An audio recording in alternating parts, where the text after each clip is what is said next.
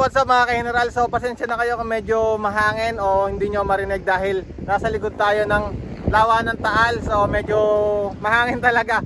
So eto sa likod natin yung ating ice cream Jator. So ipapakita ko sa inyo yung konting review dito. So pasintabi sa mga magagaling mag-review. So hindi tayo ganun ka-professional mag-review. Kung ano lang yung nakikita natin dito ay ipapakita ko lang sa inyo dahil natutuwa ako sa coaching ito dahil napaka-cute niya. So tingnan nyo naman yung itsura.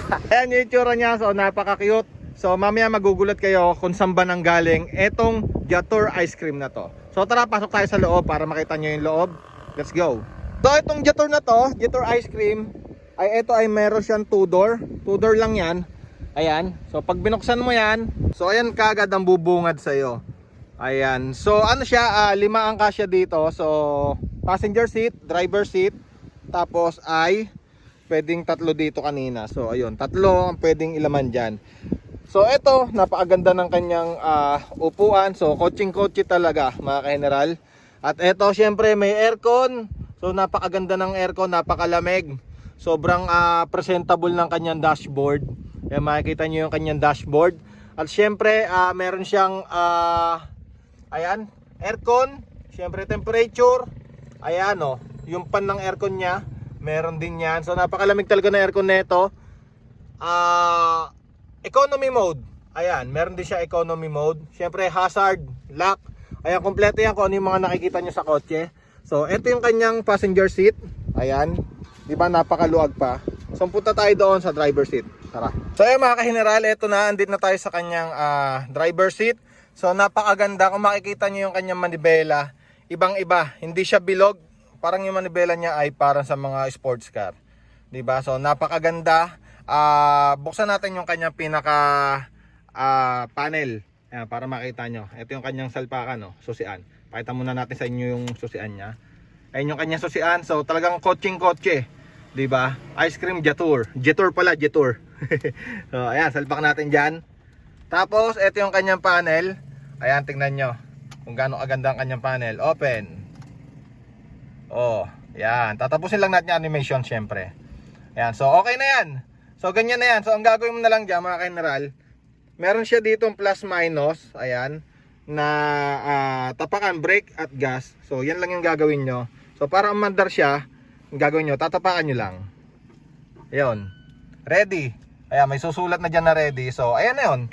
So napakaganda dito. Meron siyang economy.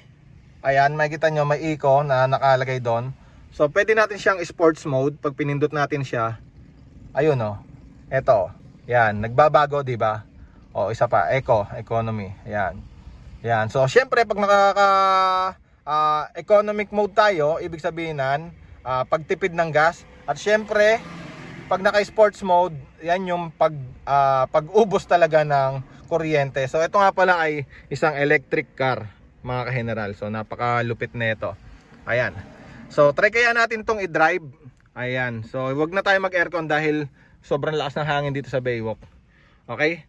So economy muna natin yan para sure tayo. Tapos yan. Ito yung kanyang neutral. So kailangan nakatapak tayo. Nakatapak muna tayo sa brake. Tapos pwede na tayo mag-drive. Lipat natin ng gear. Yan, naka-drive na tayo.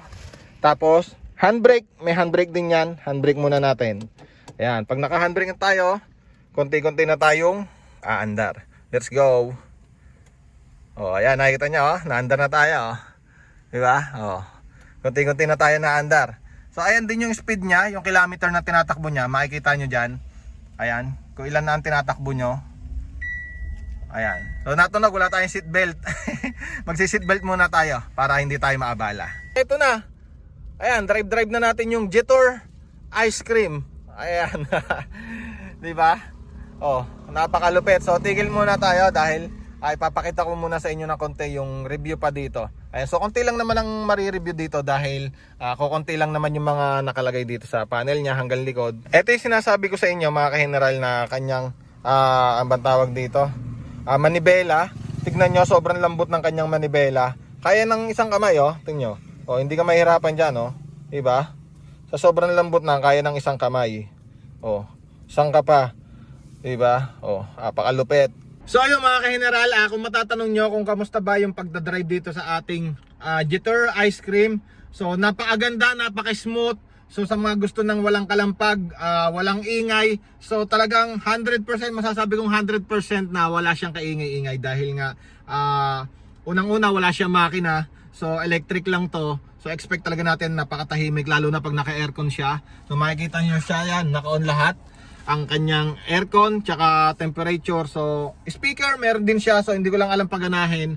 Ito nga palang ating jitter na to, jitter ice cream ay kila Mami. So ito ay nanggaling pa ng Cabuyao, Laguna hanggang dito sa atin sa Batangas nakarating. So may natira silang bali 100% to nung umalis sila sa bahay, may natira na 76 o 75 o 65 basta ganun, hindi siya nag 50%. So ibig sabihin kaya nito magbalikan from Laguna to Batangas. Kasi itong atin ay Laguna, alam ko ay nasa 83 or 85 kilometer lang itong layo ng atin. So hindi siya umabot ng 100 kilometer. So talagang kayang-kaya nitong jitter ice cream. So napakaganda daw nito sa SLEX kasi hindi siya ganun ka hindi siya ganun ka gewang. So sila naman ang passenger ko ngayon.